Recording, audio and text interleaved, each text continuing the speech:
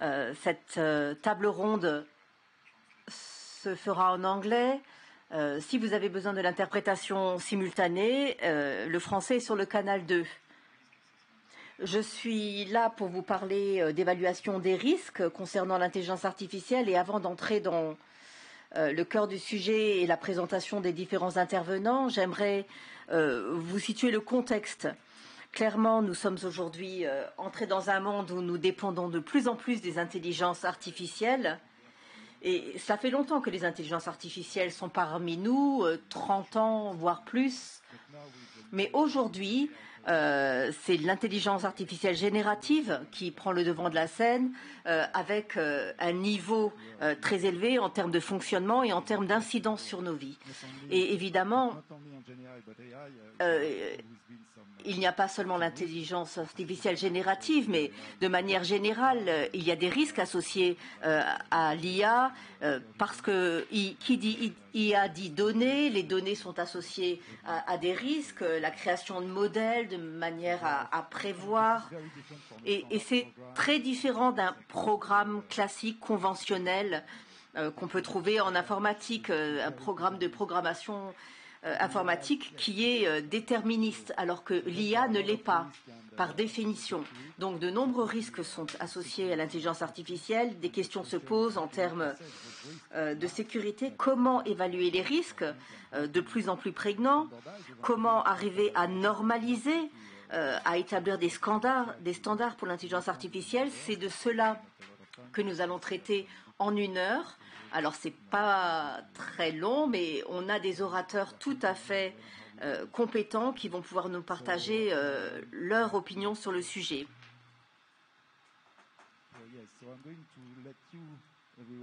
Je vais laisser les différents intervenants se présenter. Je pense que vous ferez un meilleur travail que moi. Deepak, vous voulez bien commencer? Bonjour. Tout d'abord, c'est à cause de moi qu'on parle anglais aujourd'hui, donc je vous présente mes excuses.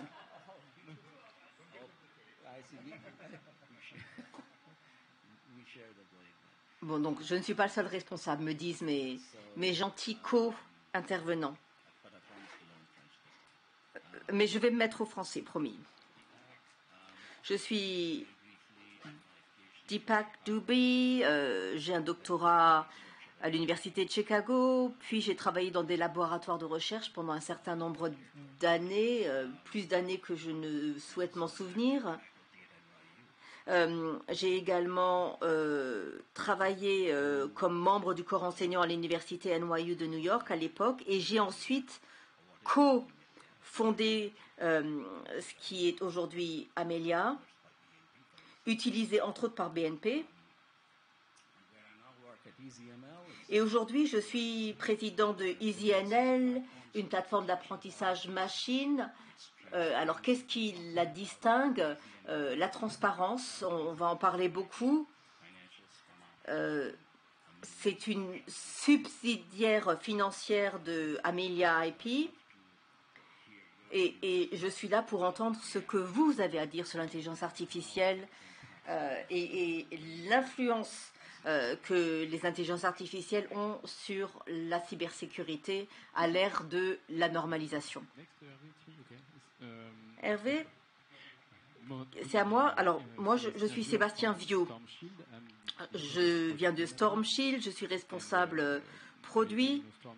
Peut-être que vous connaissez Storm Shield, c'est une maison d'édition européenne en cybersécurité. Évidemment, on se préoccupe d'intelligence artificielle, l'objectif étant d'améliorer la sécurité et la protection de nos produits.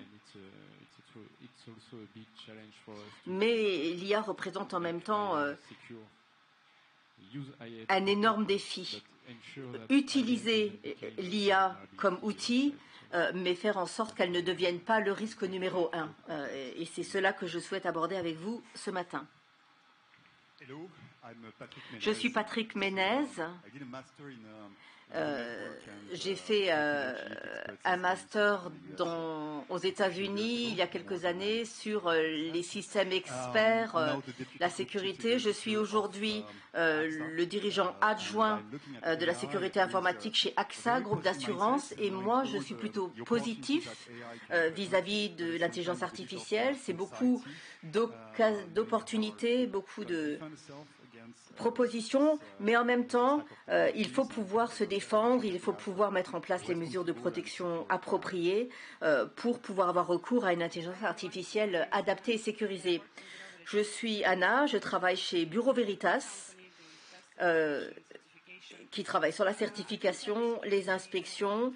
Ça fait plus de 12 ans que je suis responsable de la sécurité informatique. J'ai commencé comme consultante. Je fais désormais plus de sécurité informatique pour les grands secteurs industriels et je vais vous donner la perspective de l'industrie parce que c'est un sujet très important pour nous, pour la sécurité des données industrielles. Je ne suis pas une experte d'intelligence artificielle, mais je suis une experte de cybersécurité. Et au fond, les principes sont les mêmes.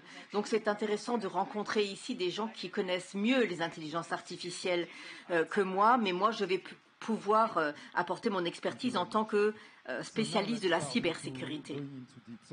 Alors on va rentrer dans le vif du sujet à présent. Alors je vais peut-être commencer avec Sébastien. Quels sont les risques spécifiques liés à l'intelligence artificielle? Comment les mesurer? Et dans le titre, on parlait de sécurité en français et de safety en anglais. Alors, qu'est-ce que ça veut dire sécurité quand on parle quelle est la différence entre la sécurité? Alors, on parle de sécurité safety. C'est le terme qui s'applique à la sécurité humaine, quand on risque de se blesser. Bon, c'est vrai que l'intelligence artificielle peut être dangereuse, donc on parlera de safety, alors que security, c'est l'application de l'IA aux différents systèmes. Voilà pour la différence en anglais entre security et safety. Et la question suivante sur quid des risques associés à l'IA, comment les mesurer, comment les estimer. Je vais parler de cadre ici, d'analyse de risque. Mais avant tout, ce que j'aimerais vraiment dire, c'est qu'il ne faut pas perdre de vue que l'intelligence artificielle, c'est un logiciel, c'est un programme qui présente les mêmes vulnérabilités que tout autre logiciel, même s'il s'agit d'un programme plus compliqué, plus complexe, avec beaucoup plus de données, avec beaucoup plus de moteurs, de spécifications. Il faut quand même s'assurer que l'ensemble de la chaîne soit sécurisée, comme c'est le cas dans les logiciels qu'on utilise depuis longtemps. Vous aurez beaucoup entendu parler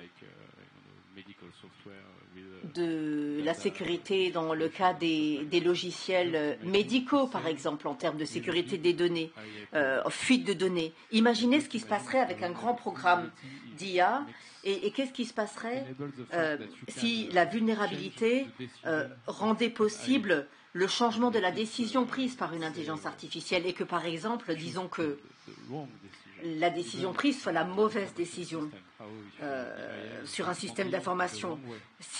Quid d'une mauvaise réponse de la part de l'intelligence artificielle? Alors peut-être que l'attaque pourrait simplement être une erreur de l'intelligence artificielle. Si on peut forcer l'intelligence artificielle à penser qu'une grande attaque se prépare et qu'il faut désactiver les réseaux en place, si on attaque l'IA sans ransomware, peut-être qu'on pourrait faire tomber tout le réseau simplement en piégeant l'intelligence artificielle. Et piéger l'intelligence artificielle, c'est quelque chose qui peut être fait pour différents types d'attaques, des attaques sur la chaîne d'approvisionnement. Et pour moi, ça c'est l'élément clé de l'évaluation des risques. Et comme le dit Deepak, il faut également aujourd'hui aborder la question de la transparence. Aujourd'hui, on ne sait pas ce qu'il y a dans cette boîte noire. On ne sait pas ce qu'il y a dans la boîte de l'intelligence artificielle qu'on achète. Personne ne sait ce qu'il y a dans cette boîte noire. Et je ne suis même pas sûre que celui ou celle qui a conçu l'IA sache vraiment ce qu'il y a dans le big data utilisé dans cette boîte noire, utilisé pour l'apprentissage. Vous avez dit auparavant que ce n'est pas déterministe. J'en suis pas sûre. C'est déterministe, mais c'est déterministe d'une manière qui est trop complexe pour que le cerveau humain prévoit. Mais tout programme est déterministe. On peut revenir sur cette question, mais tout programme est déterministe par essence. Oui, que pensez-vous, vous, AXA? Vous êtes une corporation multinationale. Quelle est votre perception? Alors, qu'est-ce qui s'est passé l'année dernière? L'année dernière, j'ai commencé à avoir des RSSI qui venaient me voir en me disant, écoutez Patrick, on lance un projet IA. Comment est-ce qu'on aide les équipes? Est-ce qu'on utilise des systèmes de sécurité récurrents, occurrents? D'où vient cette intelligence artificielle? Et quand il parle d'intelligence artificielle, il parle d'intelligence artificielle générative. Et il fallait qu'on mette en place des éléments de sécurité. Alors, les premiers messages à envoyer, et je suis d'accord avec Sébastien, ça ne vient pas de nulle part, l'intelligence artificielle. Ça fait longtemps qu'on entend parler d'intelligence artificielle. Il y a eu évidemment de grandes avancées ces dernières années, mais on travaille sur les IA depuis des années. Ça continue à fonctionner sur des infrastructures qu'on connaît, en utilisant des applications et des programmes que l'on contrôle. Donc, je dirais que le cadre actuel de sécurité va continuer à s'appliquer et va pouvoir s'appliquer à la sécurisation des projets conventionnels. Mais il y a un certain nombre de voies d'attaque, il y a un certain nombre de risques spécifiques, très spécifiques à l'IA. Pensez par exemple les attaques sur la supply chain, les attaques Guardian. Donc il y a un certain nombre d'attaques, de plus en plus d'attaques, type Sleeper Rogue. Donc oui, ces menaces existent et il faut que l'on mette en place un cadre sécuritaire pour tenir compte de ce nouveau genre d'attaque. Google a mis sur le marché un cadre sécuritaire, d'autres entreprises l'ont fait, donc je dirais qu'il y a des possibilités d'améliorer la sécurité. Et le deuxième point très important, c'est de former vos équipes. Il faut former vos équipes, il faut leur expliquer ce que sont les intelligences artificielles, leur expliquer comment l'utiliser. Alors évidemment, les équipes opérationnelles qui vont s'en servir et les équipes de sécurité. Comment gérer le nouveau cadre d'évaluation des risques, comment apporter l'aide adéquate aux services opérationnels. Et on passe beaucoup de temps chez AXA à préparer nos équipes parce qu'on voit très bien les opportunités, mais on voit aussi les risques. Vous avez parlé des risques de sécurité et ça, c'est quelque chose de très nouveau pour la plupart des professionnels de la sécurité de l'information. On n'a pas encore intégré cette donnée. Chez AXA, on a décidé de fusionner la sécurité, donc safety et security, et la résilience, de faire une équipe unique, multicasquette. Donc, ce n'est pas nouveau pour nous. Mais ce qui est intéressant, c'est de voir toutes ces informations qui nous arrivent. Et enfin, j'aimerais dire qu'en plus de tous ces risques et de ces cadres sécuritaires à mettre en place, il faut qu'on garde les questions d'obédience, de concordance, de compliance avec les directives européennes en matière d'intelligence artificielle, ce qui pourrait nous arriver si on fait un usage inapproprié des intelligences artificielles, et donc il va falloir prêter attention, un niveau d'attention qu'il faut bien expliquer à nos équipes. Qu'est-ce qu'il est possible de faire, qu'est-ce qu'il n'est pas possible de faire dans l'Union européenne. Il y a d'autres réglementations, d'autres législations en place ailleurs dans le monde qui sont plus ou moins contraignantes et qui vont informer la manière dont on utilise l'intelligence artificielle dans nos entreprises. Donc gardez ça à l'esprit. Pour le RGPD, pour les directives européennes, il faut travailler absolument avec le département Compliance et faire en sorte que les intelligences artificielles utilisées soient utilisées de manière appropriée collectivement. Deepak, sur la base de votre expérience, la modélisation, la formation, le training des intelligences artificielles, comment mesurez-vous les risques? Qu'avez-vous à dire de complémentaire ou de différent de ce qui a été dit peut-être? Bon, ce que Sébastien et Patrick ont dit est tout à fait important. Patrick a parlé de nouveaux types d'attaques, de la prolifération des attaques. On sait tous que l'innovation va toujours plus vite du côté obscur de la force, malheureusement. Et évidemment, je vois bien les défis par rapport à la manière traditionnelle et conventionnelle de faire les choses. Alors, comment est-ce qu'on dépasse un hacker qui est toujours à l'avant-front? Quand on a trouvé quelle a été la faille de sécurité, et ça arrive tout le temps, c'est trop tard. Quand on se rend compte de la faille, c'est trop tard. Et souvent, il y a des conséquences en espèces sonnantes et trébuchantes très significatives. Est-ce que l'intelligence artificielle peut vous aider? Oui, mais à un coût. L'IA a un prix. Et je dirais, et je rentrerai ensuite dans le détail, je dirais pour commencer que l'intelligence artificielle a été formée, a été entraînée sur des données de base. On le sait aujourd'hui, on sait comment les pirates, on sait comment les hackers essayent de pénétrer vos systèmes. Et puis ensuite, on fait un saut dans l'inconnu, et un saut de foi, mais ce n'est pas tant un saut dans l'inconnu, mais les systèmes d'intelligence artificielle sont ensuite capables de s'auto-calibrer et d'apprendre activement grâce à l'apprentissage de transformation, à l'apprentissage de renforcement, mais l'IA est capable d'apprendre. Quand on voit ces nouvelles attaques, ces nouveaux types d'attaques, les systèmes d'intelligence artificielle peuvent détecter les anomalies. Parce que comme on a une norme, on voit la déviation. Du coup, détection des anomalies. Et l'alarme est déclenchée même si vous ne les avez pas entraînés sur ce type de faille. Donc ça, c'est formidable. Mais ça a un coût, et je le dis, ce coût, c'est comment gérer une IA qui se comporte de manière quasi autonome, intelligente, s'adapte, s'autoconfigure. Et c'est là que la normalisation atteint ses limites dans les mécanismes conventionnels, traditionnels. Par exemple, les systèmes que l'on connaît.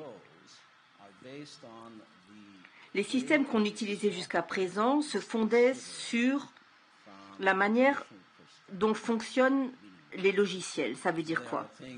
Ou la conception des logiciels. Ça veut dire qu'on a des définitions de rôle, le leadership, la planification, les fonctions support. Et ensuite, il y a tout un ensemble de règles qui découlent de cette charte de départ avec un système de fonctionnement, avec des données fondées sur les informations, sur les données. Ensuite, des inférences sont faites à partir des différentes données. Il y a tout un fonctionnement. Il y a des règles de fonctionnement qui sont définies dans le template de ce qu'on utilise aujourd'hui. Alors, tous ces logiciels qu'on utilise aujourd'hui exigent beaucoup de temps de préparation, de planification.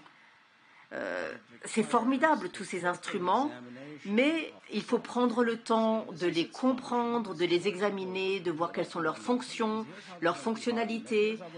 Voilà ce qu'on veut leur faire faire. Comment est-ce qu'on va y arriver? Comment est-ce qu'on fait ça avec une IA qui est en évolution permanente? Comment est-ce qu'on définit des règles ou des limites pour une IA de manière à pouvoir mettre un cadre en place? Et c'est ça le véritable défi de l'intelligence artificielle face à la normalisation. Donc, on en parlera plus, mais c'est ce que je voulais dire en préalable. Alors, vous parlez c'est vous l'expert de normalisation, Anna, chez Veritas. Alors, qu'avez-vous à dire? Alors, j'aimerais dire en quelques mots ma perception. Il y a deux risques à nos yeux. L'intelligence artificielle utilisée à des fins malveillantes, d'où la nécessité de mettre en place des mesures de sécurité. Je pense qu'il y a eu 2 mois, il y a eu un incident où un robot dans une usine a tué un ouvrier.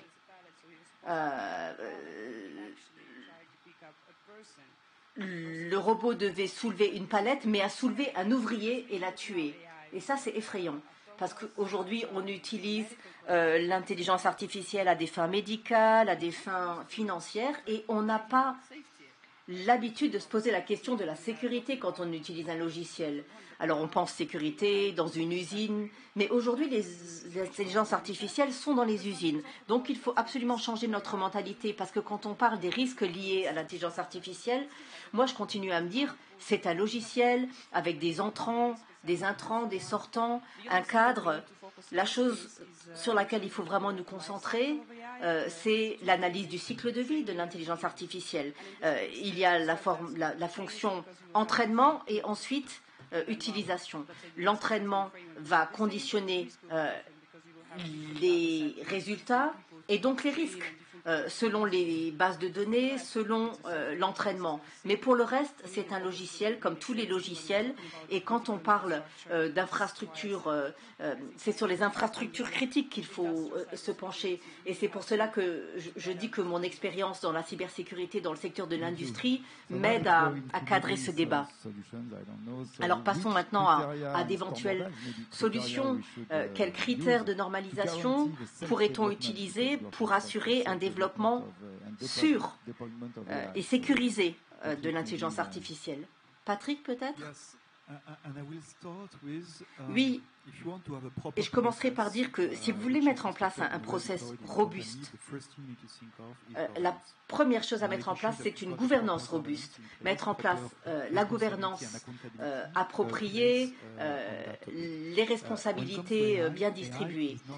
En matière d'IA, ce n'est pas un sujet de sécurité, ce n'est pas un sujet de technologie de l'information, ce n'est pas un sujet business uniquement.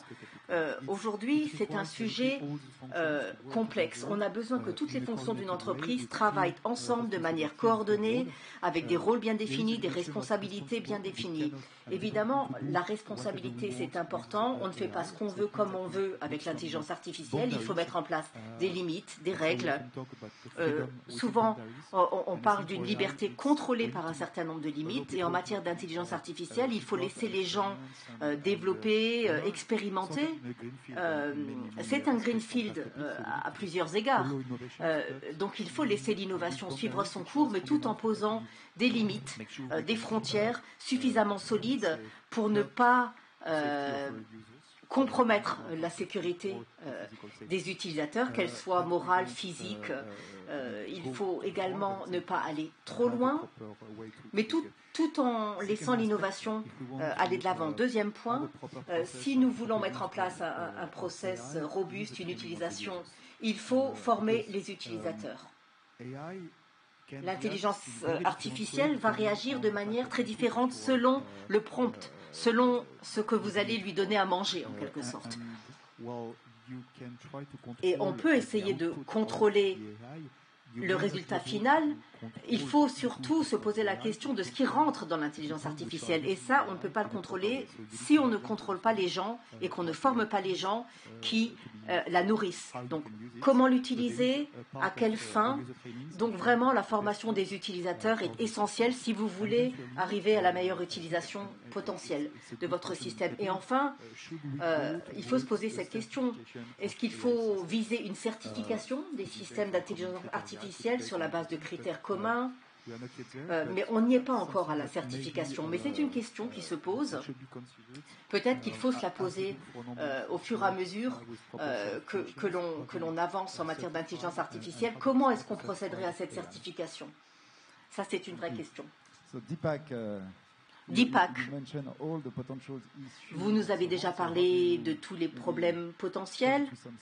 Comment arriver à des solutions? Quelles ébauches de solutions? Alors j'aimerais connaître la réponse. Il y a des bonnes pratiques. Donc vous voyez, vous reconnaissez le potentiel de l'IA. C'est important que l'IA reste sans entrave, sans chaîne. On a parlé de l'apprentissage actif. Le fait qu'on peut détecter des anomalies, s'adapter et arrêter l'hémorragie quelque part avant que ça ne se passe. Donc les attaques cyber sont perçues comme ça. Donc comment est-ce que ce monstre IA se comporte bien? Et comment vous pouvez le laisser libre pour atteindre son potentiel à plein et éviter les problèmes. Les bonnes pratiques sont liées à l'utilisation responsable de l'IA pour s'assurer que votre système IA, même s'il est laissé libre, de stopper des attaques cyber de façon efficace et économique. Vos systèmes IA se comportent d'une façon qui peut être différente de ce à quoi on s'attend. La transparence des systèmes IA est un must et quelque chose d'obligatoire. Le système doit arrêter les attaques.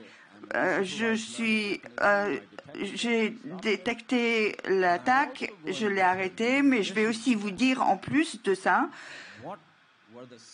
quelles sont les signatures qui ont été utilisées, pourquoi j'ai pris cette action-là. J'ai fait ça parce que donc votre système doit être rendu responsable et vous pouvez toujours être sûr qu'il ne fait pas quelque chose qui est inconnu, qui pourrait causer des problèmes. Donc c'est une façon d'utiliser les meilleures pratiques, la transparence liée au learning machine. Sébastien, en tant qu'éditeur de cybersécurité, de software de sécurité, on développe nos produits d'une façon sûre. On a une certification, des qualifications des agences de sécurité nationale et pour ça, nous assurons que nous développons d'une façon très sûre notre produit. Sur le plan administration, on a des codes très stricts, on revoit la bibliothèque avant de lancer le produit. On a beaucoup de bibliothèques bien sûr et ça peut être un point important et elles peuvent être compromises. Mais pour moi, c'est la base, en tout cas, pour l'intelligence artificielle. On doit procéder de la même chose pour IA, mais il y a beaucoup de nouvelles choses relatives à l'IA.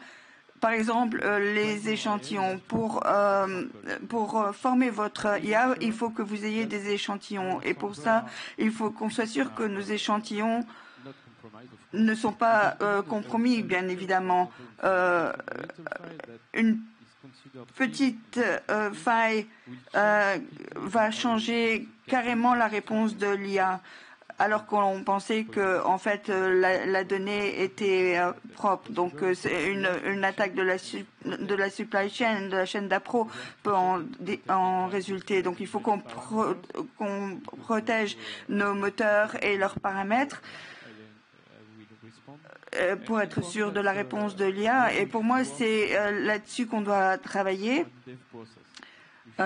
On doit s'assurer que nous produisions une IA sécurisée par définition. Donc, il faut s'assurer que tout soit approprié. Vous parliez du robot. On peut aussi parler de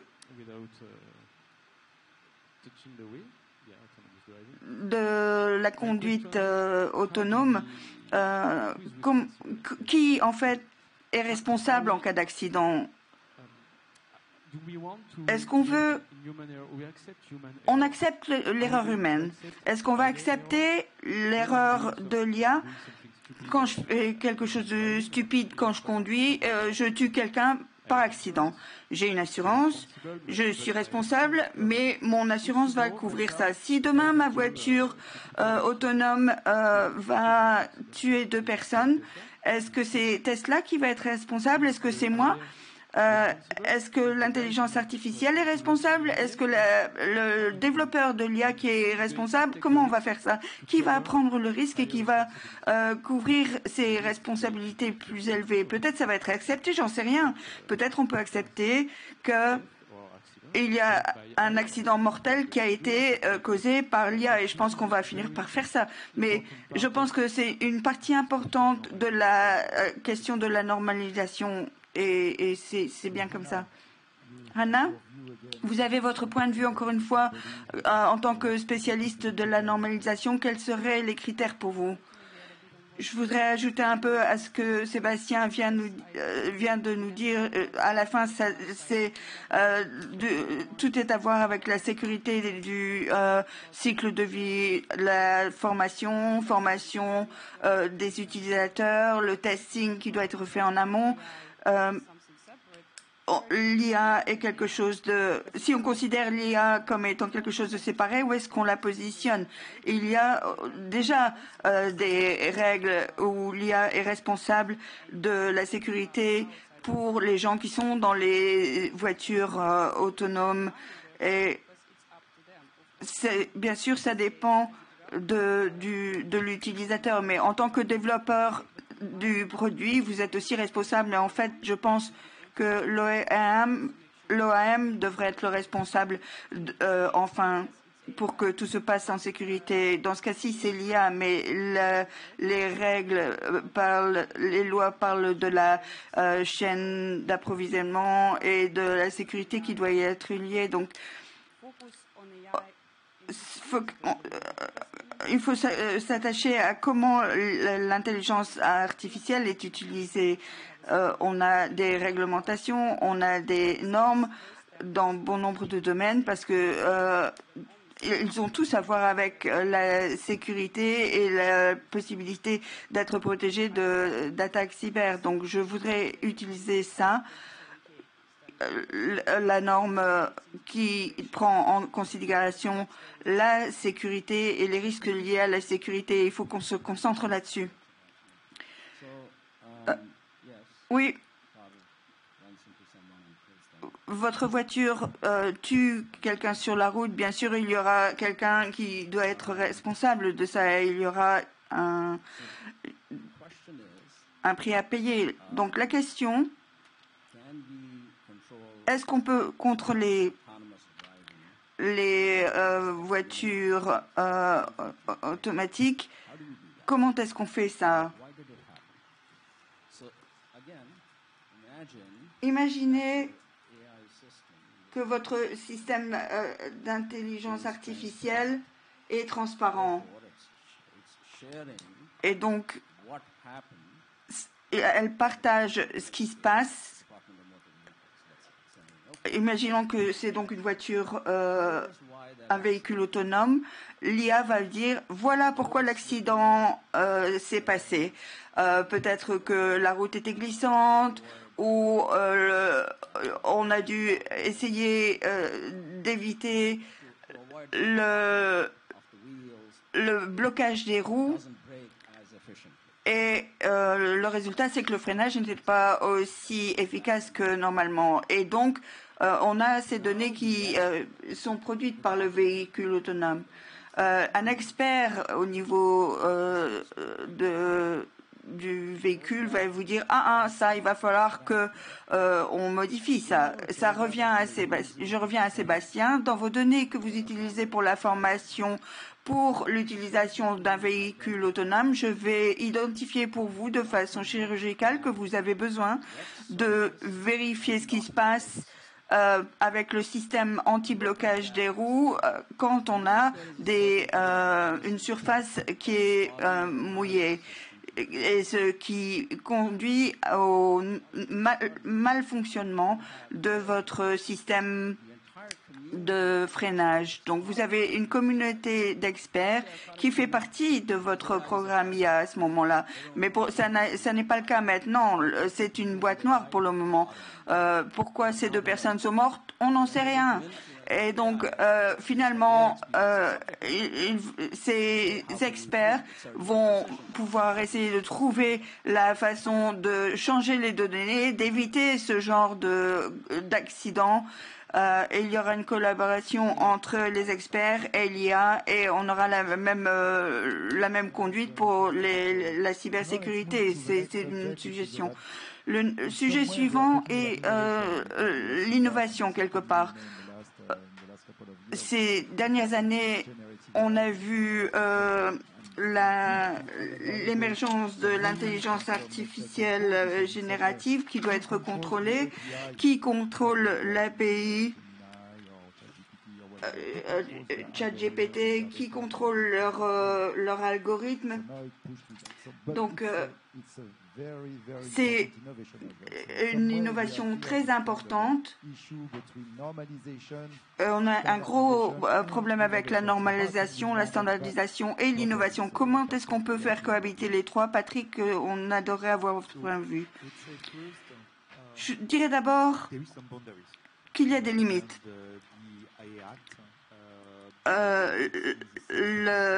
La loi IA pose ces limites, mais je veux continuer à élaborer sur l'image du véhicule. Et je pense que l'intelligence artificielle,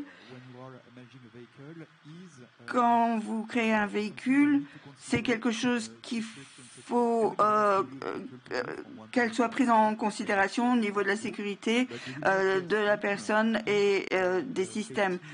Si la sécurité est mise en danger ou mise à mal, les gens n'entreraient pas dans ces véhicules. Comme Sébastien l'a dit, vous ne pouvez pas tout contrôler. Et l'innovation fait partie de le fait de prendre un risque limité, un risque que vous pouvez contrôler, que vous pouvez transférer à une compagnie d'assurance, par exemple. Mais l'idée, c'est d'avoir un niveau de risque juste avec la contre-mesure ou la réaction possible si je prends par exemple le problème, l'innovation, c'est l'accélérateur. Plus vous voulez aller vite, plus vous avez besoin d'avoir un frein, une pédale de frein qui soit vraiment efficace. Il faut que vous puissiez freiner au bon moment pour être sûr que vous arrêtez votre voiture au bon moment. Donc, il va falloir qu'on augmente la sécurité ou qu'on ait toujours la possibilité d'avoir un plan B pour garder le contrôle de votre environnement et de vos systèmes. Et peut-être, je veux dire que vous devez ajouter, en plus de la pédale de freinage, un airbag au cas où quelque chose ne fonctionnerait pas correctement. Donc, si vous voulez l'innovation, vous devez avoir des limites et une vraie sécurité pour soutenir vos systèmes. Deepak, vous avez dit comment vous traiteriez le cas d'un accident avec un véhicule autonome. Entre l'innovation et la standardisation, comment vous voyez le lien entre ces deux choses possibles? Oui, c'est un très bon point en fait, parce que le point de vue général, c'est que quand vous normalisez, l'innovation est freinée. Quand vous standardisez les choses. Et, en fait, si vous mettez la standardisation dans vos processus d'innovation, alors vous n'aurez pas ce problème. Pensez à votre processus d'innovation en lui-même comme étant systématiquement et méthodiquement mis à plat. Si vous faites cela, alors que vous permettez l'innovation avec l'entrée des données, et je parle de l'IA, ça pourrait s'appliquer à n'importe quel système basé sur les données arrivent, et voilà comment on va utiliser ces données. Voici là c'est le point sur la gouvernance dont parlait Patrick. Comment on va gérer le cadre, tout ça.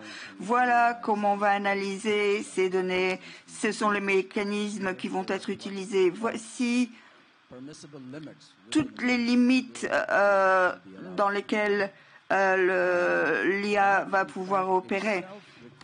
Tout ça appelle l'innovation, parce que c'est plus facile de dire oh je vais juste être libre. Une grande partie de l'innovation est aussi comment je vais innover les mécanismes pour que l'IA se comporte de façon responsable. Ça demande encore plus d'innovation si vous considérez ça de ce point de vue. Donc voilà, c'est juste mon point de vue. Anna? L'idée, c'est que l'IA fasse avancer l'innovation. Donc il ne faut pas que l'IA soit contre-productive. Et c'est important de penser à la sécurité. Donc, il faut se concentrer sur les zones où la sécurité est impactée et mettre les limites. Donc, l'IA a déjà augmenté les risques quand on parle de la santé, l'industrie et il faut qu'on ait des exigences plus strictes quant à la sécurité sur ces types d'IA qui sont utilisés dans ces domaines-là. Il faut que, si on fait ça, à ce moment-là, l'IA va pouvoir booster l'innovation parce qu'on sait que c'est sûr. Et à ce moment-là, on peut utiliser après donc l'intelligence artificielle dans des zones plus sensibles. Dans la cybersécurité, on n'est pas très pro-innovation. J'ai une IA de chiffrage. Est-ce que vous y feriez confiance? Non, vous n'utiliserez pas ce nouveau système piloté par l'IA. Vous ne lui ferez pas confiance. Il faut qu'on ait la preuve que dans le domaine de la cybersécurité, l'IA est efficace et sans faille. Il faut qu'on ait au moins quelque chose qui soit fiable.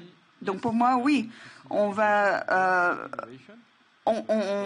fait attention à l'innovation. Par exemple, pour nous, la détection des failles pilotée par l'IA est doublée par un autre système de protection pour être sûr qu'on ne passe pas à côté de quelque chose ou pour améliorer les solutions apportées. Donc, il y a un temps pour l'innovation et pour l'intégrer dans la production. Et la partie la plus générale de l'innovation dans l'IA, encore une fois, Rabelais disait « La science sans la conscience n'est que la ruine de l'âme ». On n'est pas dans ce domaine-là, mais avec l'IA générative, les enfants ne font plus leur travail scolaire à eux-mêmes, ils demandent juste à ChatGPT de le faire pour eux. Donc pour moi, la question n'est pas si on doit réguler, si on doit réglementer ou si on doit standardiser, mais c'est qu'est-ce que ça représente pour l'humanité et comment l'IA peut aider l'humanité à atteindre ses buts. Et je sais que c'est un peu peut-être utopique ce que je dis là, mais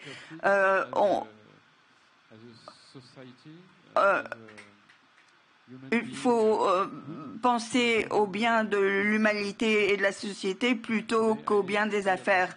Et donc, je suis là pour faire de l'argent, c'est différent. Pour moi, c'est le problème. Pensez à des façons innovantes de contrôler l'innovation. On peut envisager des pistes. OK. Maintenant, on va passer à la dernière partie qui est les normes. Depuis que l'IA a progressé, il y a de plus en plus de normes qui sont mises en place pour le rendre plus sûr pour s'assurer que c'est utilisé à bon escient et les sociétés doivent prouver l'utilisation qu'ils en font. Quelles sont les normes qui sont utilisées pour certaines technologies dans l'IA? Comment vous voyez l'évolution de ces normes, si une évolution est nécessaire pour s'assurer que oui, c'est quelque chose qui peut être contrôlé, l'IA? Est-ce que ça peut être contrôlé avec des normes ou pas? Anna, peut-être vous pouvez commencer. Oui, il y a beaucoup de normes maintenant. Je ne pense pas qu'on ait besoin d'autres. Pensez à quel domaine, dans quel domaine vous allez utiliser votre IA. ISO 31, par exemple, est importante pour les véhicules. Ça parle de la sécurité des gens, sécurité du véhicule, mais c'est aussi important de combiner ça avec ISO 27K à de petits sous-éléments pour le développement de la sécurité, mais c'est pas suffisant. Vous devez être en sécurité quand vous développez votre produit et si vous voulez vendre votre produit au plan industriel, il faut que vous puissiez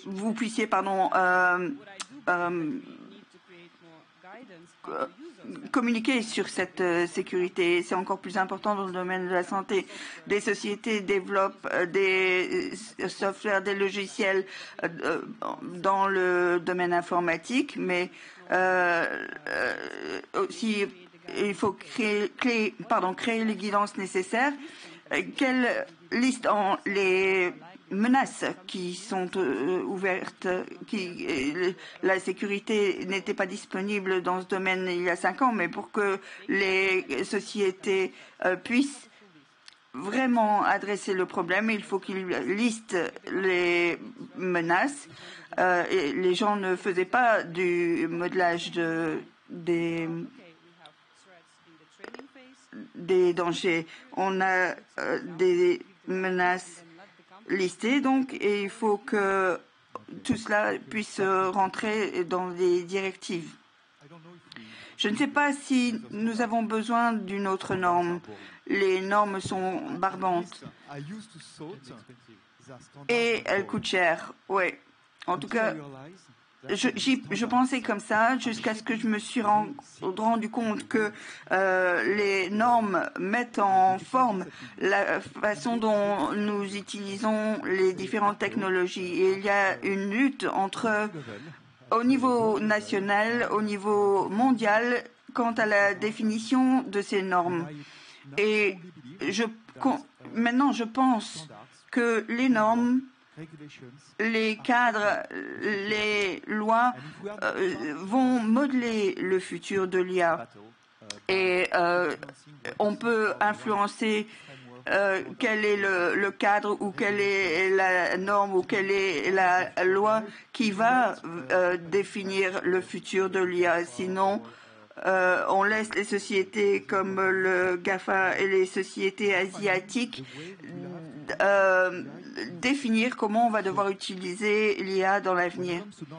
Donc, quand on pense à la normalisation de l'IA, ce n'est pas une histoire de savoir si on doit le faire ou pas, mais il y a des forces qui sont en conflit pour normaliser l'IA maintenant. Donc, comment est-ce qu'on va interagir, quelles décisions on va prendre, comment on va faire une différence là-dessus? Et je pense que ça commence en connaissant quels sont les risques liés à l'IA. Et il faut qu'on comprenne ce qu'on veut faire avec l'IA en tant que industrie, mais aussi en tant que société, comment on va, en utilisant ces standards ces normes qui sont barbantes, ça va forger l'avenir de l'IA. La motivation liée à la normalisation, c'est pour que vous ayez des systèmes qui soient fiables et utilisables en toute sécurité. Il faut que vous puissiez leur faire confiance. Je dirais que l'IA responsable qui lie la responsabilisation, la justesse, la médiation, c'est ce qui nous fera faire confiance à l'IA. Peut-être c'est pas la standardisation, peut-être que c'est plus la certification ou un cachet qui va assurer que ou nous garantir que ce qu'on utilise est sécure. Et je suis d'accord avec Patrick, il faut qu'on ait nos propres experts et nos propres agences qui peuvent certifier notre solution plutôt que de faire confiance à Google et à Amazon. Oui, je suis compatible avec Amazon, super. Et donc, peut-être pas la standardisation, la normalisation, mais avoir des agences externes pour rassurer la communauté quant à la sécurité de ce que nous leur proposons. Merci. Est-ce qu'il